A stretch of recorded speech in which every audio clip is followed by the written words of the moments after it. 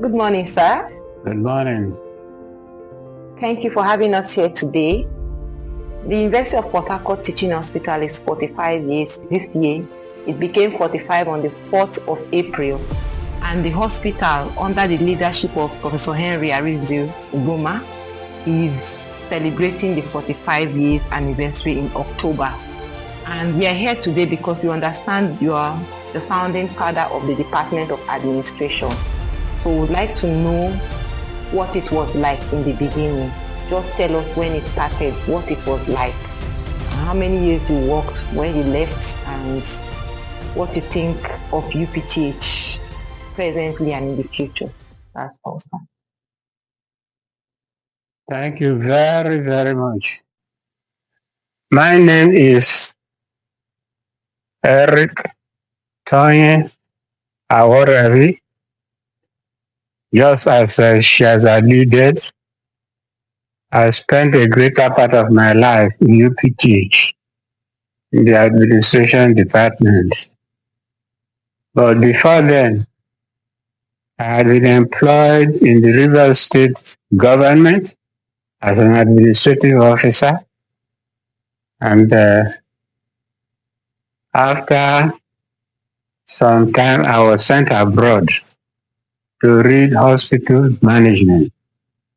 When I came back, we were invited for interview for the vacant position of Director of Administration. That was in 1983. At the end of the interview, there was no victor and there was no vanquished. What I mean is not what you think. What I'm telling you is that the results never came out.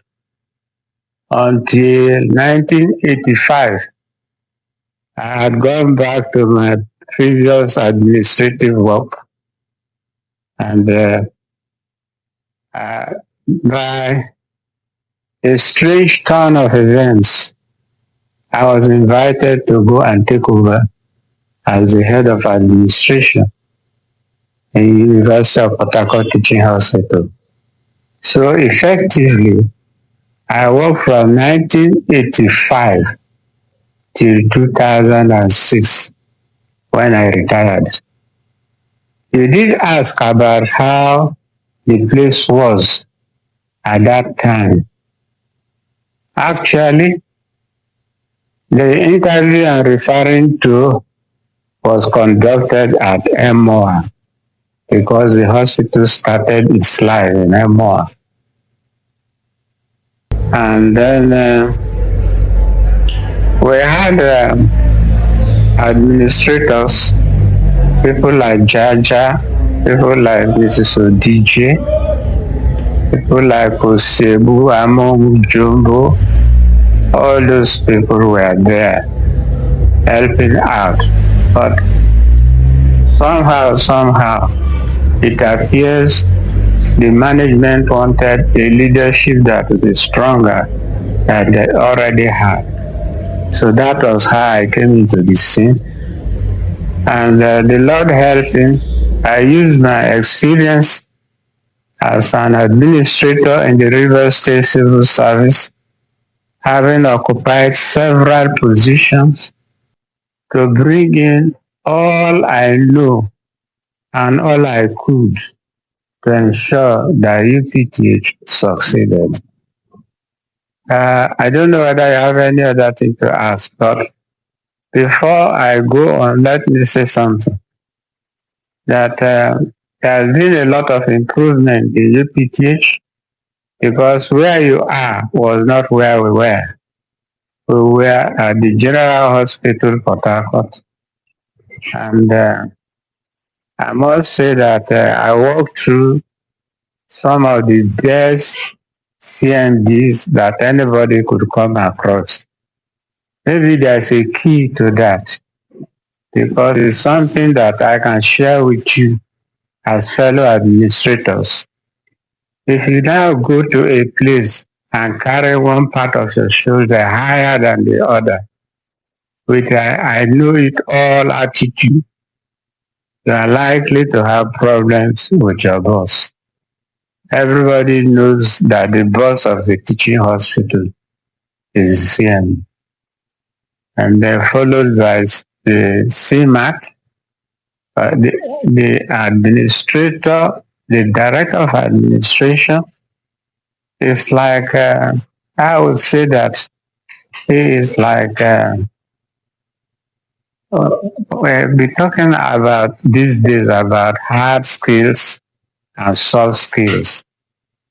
A good administrator must have enough soft skills to make things move, to ensure that the system does not collapse and it does not have to bring itself too forward. It doesn't have to have a large truth to eat whatever it comes across. No. If we can think of tomorrow, then we will see young people like you. Some of you having been employed in 2001. I was employed there. Uh-huh. Otherwise, there will come a time when the farm is fallow because the people working in the farm have eaten it up. There's no more farm. I like to talk about the philosophy of the plantain. You would have seen a lot of plantains in this compound. I live by that philosophy that the plantain does not die because the plantain always has these little ones that will take over, the suckers that will take over from it. I'm so happy to see all of you here as part of that process and procedure. So if you have any other more questions to ask, you can go ahead. Thank you very much, sir. I've learned so much from the plantain and the sucker. I've also learned that there was a good cordial relationship between you and the past CMDs. I don't know, can you just mention the CMDs you worked with during that period of service, your service in the hospital? Oh, yes. I was privileged to work with a man called Chief Dr. Aworabhi. He was my first CMD, and he stood out. He stood out because he was coming from the civil service. So he knew the rules and all those processes in the civil service. So it was easy for me to work with him. We didn't argue. It's a matter of what does the GO say? And you read it to him, he say you win. So go ahead and do it. And because of that cooperation among us, including that of Dr. Mangeta, who was the CMD at that time, we were able to turn the general hospital into something else. It's a shame that those structures have been destroyed, but they were masterpieces. And that was because we were able to consult and agree on what to do. Thank you very much, sir. Indeed, you worked together, you collaborated, because where we are today, I'm aware that Professor O.R.O. Long John was the one that did the design for the permanent site where we are at Choba, and he brought the hospital. So indeed, collaboration, teamwork brought us thus far. So I don't know, sir, what advice you have for us, younger ones, in the future? We'll end with this, sir. My advice is this. There are two ways of doing a thing, the hard way and the soft way. You want to know which one will be successful. You want to know which one is going to leave blisters after you have done it. Even if you win, has it left you with scars? Are those scars worth that kind of struggle? Now, the overall interest of the organization for which you are working, so important. So there are some times you say, okay, let it go because of the organization. And Above all things, the people at the top, whether they are administrators or whether they are professionals, they must look and see talents within the system and ensure that these talents grow into something better than themselves. I'm really happy that after I left, I've had a series of D's, and that gives me a lot of pride. On mentioning about the farm that has been eaten up, okay, so we didn't eat up the farm. People grew and they became big guys in their own way. So if I need something in UPTH, I just carry my phone. I call this person, please, can you help to do this? And everybody wants to help.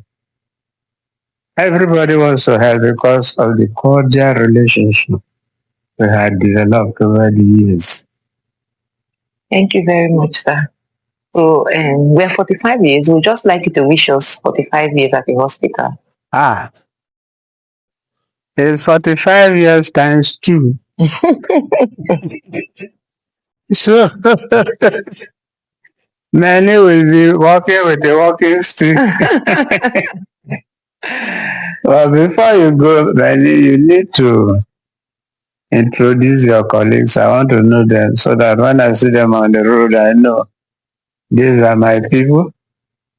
And to add to what I have said, we wish UPTH success. I know there are problems involved, but those problems are not insurmountable. Problems can be solved by human beings. Sometimes it's good to call a small conference. This problem that we have, what do we do to solve it? And let the voice of the smaller child be heard and taken into account. Sometimes it is the key to the solution of that problem. I believe that UPTH can do much better. When I see people go to BNH these days, I have this sense of, is it jealousy, nostalgia, or whatever? This is my hospital and look at them, all of them are here. But then I go there once or twice and I see that we even have more people. So it is a good omen. I wish you all success. Thank you. Thank you, sir.